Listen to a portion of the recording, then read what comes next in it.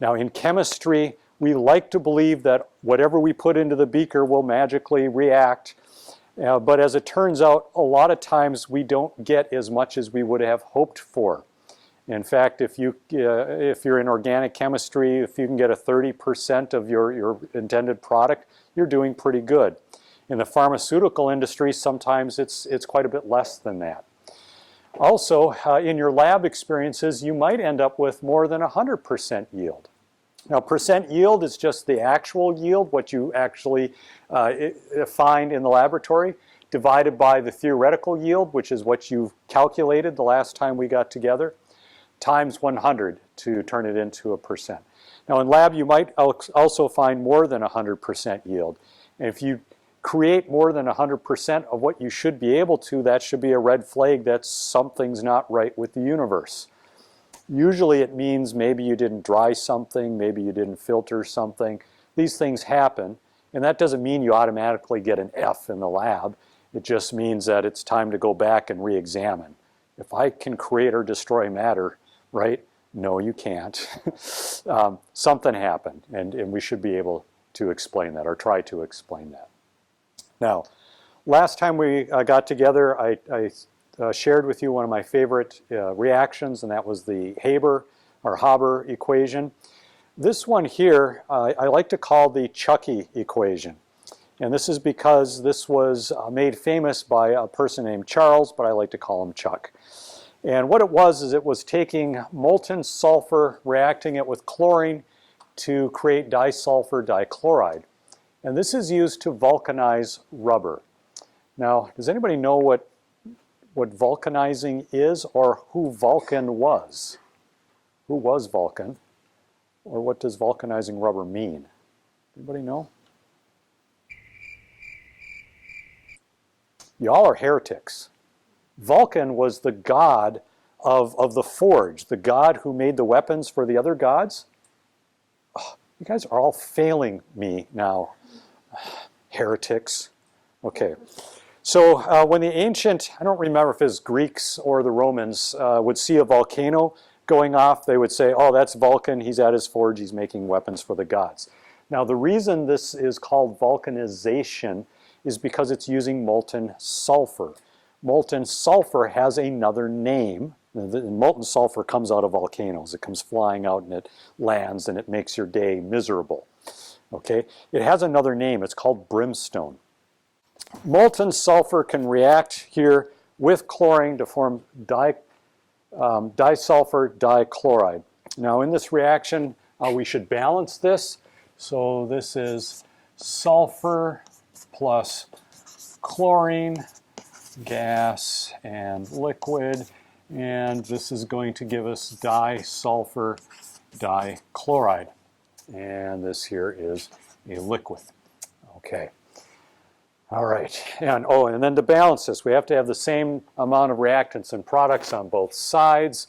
And we've got 8 sulfurs here. We've got 2 there. So I'll put a 4 here.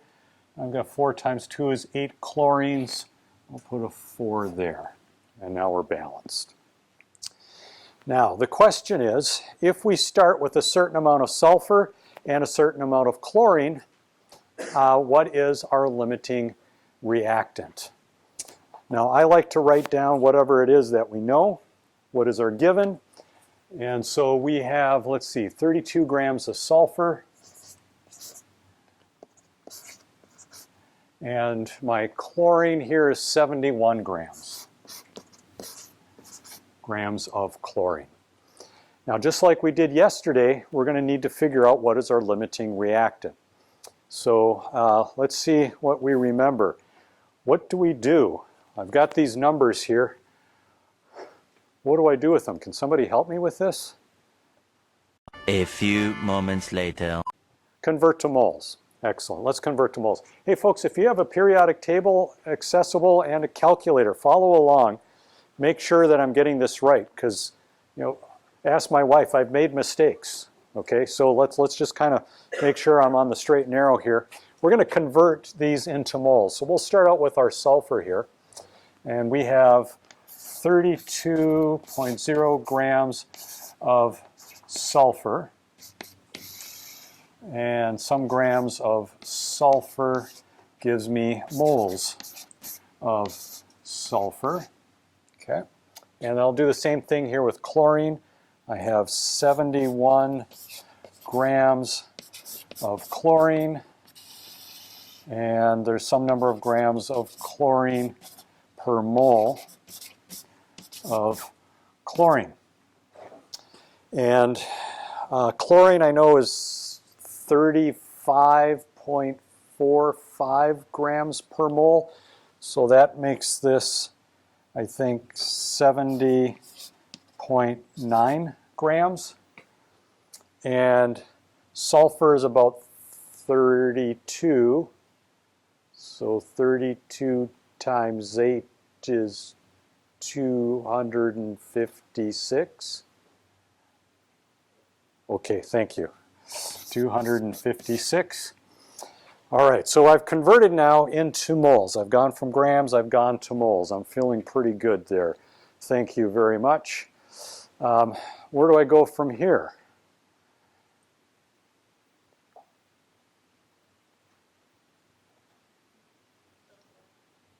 The mole ratio? The mole ratio, yep.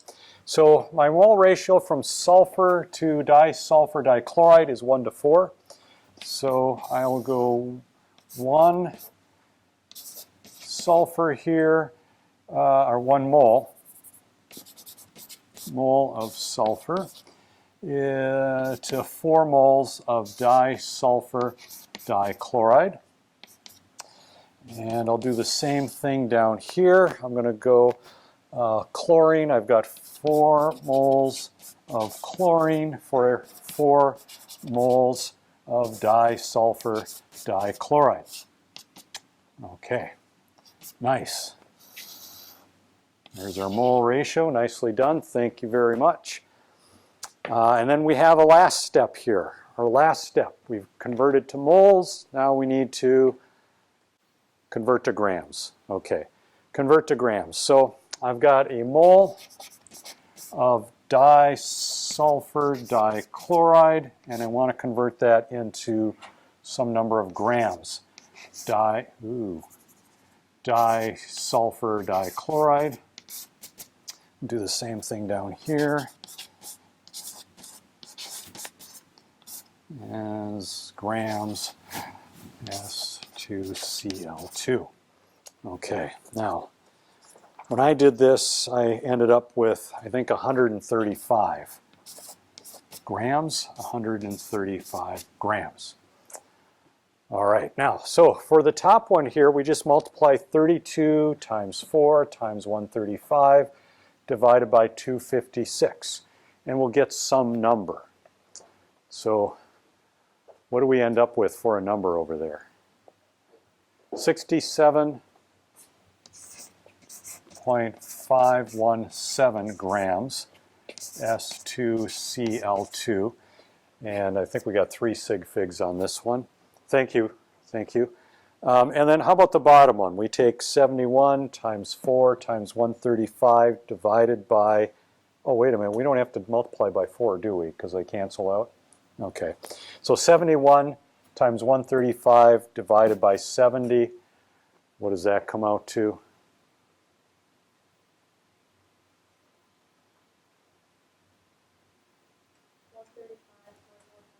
Thank you. 135.19 grams of disulfur dichloride. Thank you. Thank you. You know, you're confusing me because you used to sit over here, but now, okay, and that's okay. It's all right. Do you remember when you were in high school and the teacher would come up with the seating chart and you're like, oh, really, you're killing me. And then you get to college and there's no seating chart. You can sit wherever you want and everybody sits in the same place. And I've seen this happen where people are like, you know, right, they sit in the same place and then they come to class and somebody else sits in their spot and they're like, dude, that's my seat. And you're like, there's 350 seats in this auditorium, right? That's my seat. You sit anywhere else but that seat, right? I don't know, it's just, life is weird. Okay, back on, focus, focus. Okay, so now that we've done this little mathematical jujitsu here, and now what's our limiting reagent? Is it our sulfur or our chlorine? What's our limiting reagent? It's sulfur. So sulfur is our limiting reagent. So I'm gonna identify here that sulfur is my limiting reagent. And then chlorine here must be my excess reagent.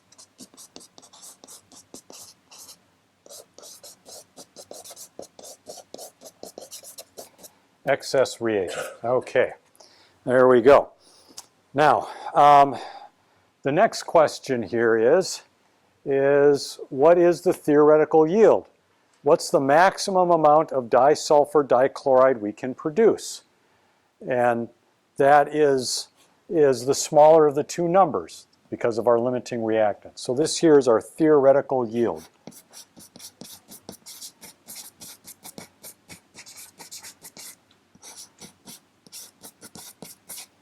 That's our theoretical yield. That's the maximum amount of stuff we ought to be able to produce. And then there's that tricky question, what mass of the excess reactant would remain when we're all done? And the last time we got together, there was a couple of different ways of approaching this. Some people went this approach where you add these two together and then you subtract your theoretical yield. And that's because we cannot create or destroy matter. So what we have up here, if we add that together, has to be equal to whatever is here. Now on this side we have 67.5 grams of disulfur dichloride. The balance, or whatever is left over, should be our chlorine. So we can take 32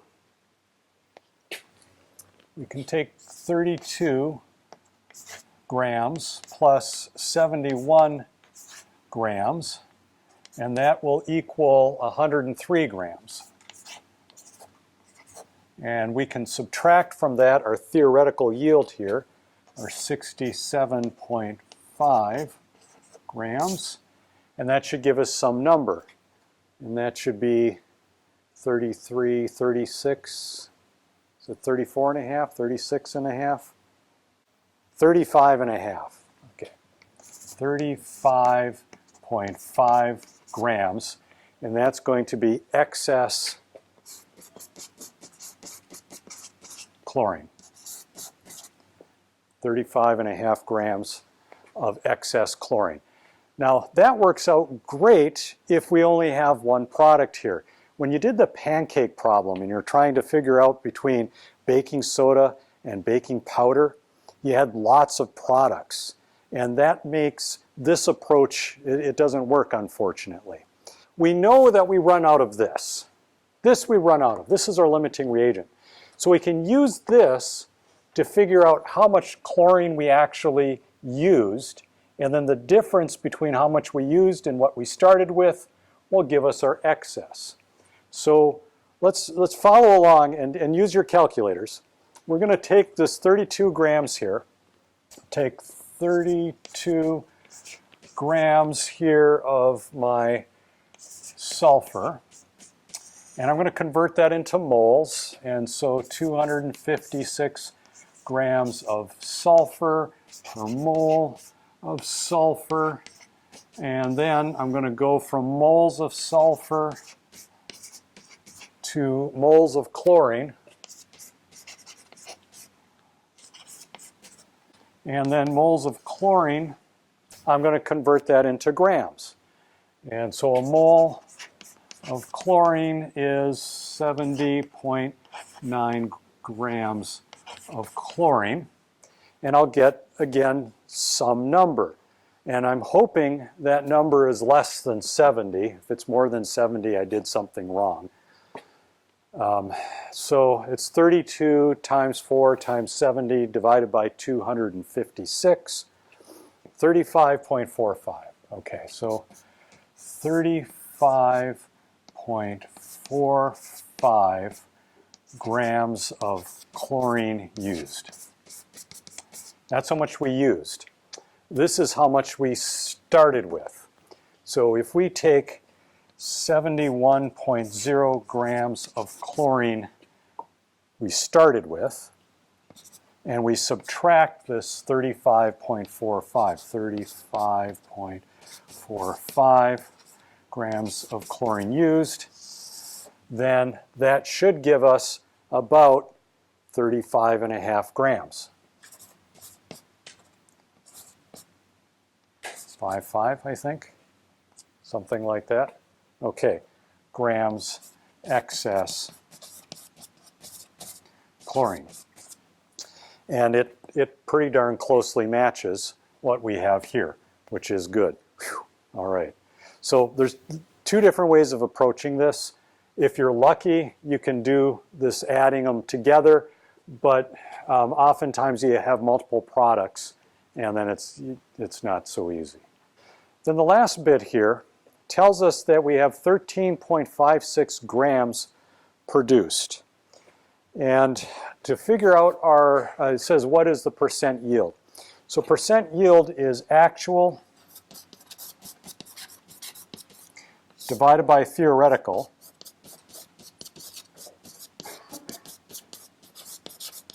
times 100. And so our actual yield here is this 13.56. And then our theoretically we should be able to produce 67.517 grams times 100 gives me some number here. And when I did this, I got about 20%. About 20% as my yield. And I pat myself on the back and I'm feeling pretty good. I told you that this is one of my favorite reactions, and the reason is because of Chucky. Chucky, this was in the 1830s, he noticed that people that were on ships oftentimes didn't know how to swim. And then when the ships would sink, the people would end up in the water and they would drown. And so the solution was to make these bladders out of animal skins, but those got nasty. So then they started making them out of latex and made these rubber vests that you could wear that would help you to not drown. They called them life vests. The problem was that the rubber would break down and not survive very long. And so he wanted to figure out a way to make a more durable rubber product. And what he did is he vulcanized it. That is to say that he added molten sulfur to the latex. And the story goes he was doing this at his kitchen. Well, his wife's kitchen or his kitchen, the kitchen. The wife wasn't happy about this. And she was angry with him. And so she went into town one day and said, "Stay away from my kitchen." And he's like, "Okay." And then as soon as the door closed, he was in the kitchen mixing chemicals. And something went boom, and he ended up getting this combination of the sulfur, the brimstone, onto the latex, onto his wife's kitchen apron. And he tried washing it out because he knew he was going to catch heck when she came home. And he couldn't wash the stuff out. And he's like, "Oh, she's going to kill me," right? And he's scrubbing, and he can't get this new vulcanized rubber that he created out of his wife's apron.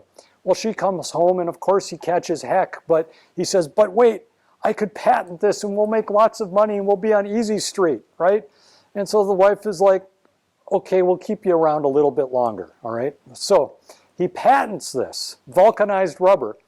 And he goes on and he makes a ton of money off of this, except he's a horrible patent attorney. He's a fairly decent chemist, but terrible at filing patents, and people would infringe upon his patents and break his patents. They were making their own vulcanized rubber, and he would sue them and he would lose, and he would sue them and he would lose, and he ended up, his wife left him, and he lost all of his money, and he died penniless. The word's destitute. You're like, "Why are you telling me this? This is depressing." Because Chucky has a name, and you've heard of his name. His name, Chucky, is Charles Goodyear. Have you heard of this person? There's a $1 billion corporation named after him, and he got nothing. So, my message to you, when you discover something really cool, two things. Lawyer up. Number two, remember me. Remember me teaching here at UMD all these years. Okay? Think kindly of me.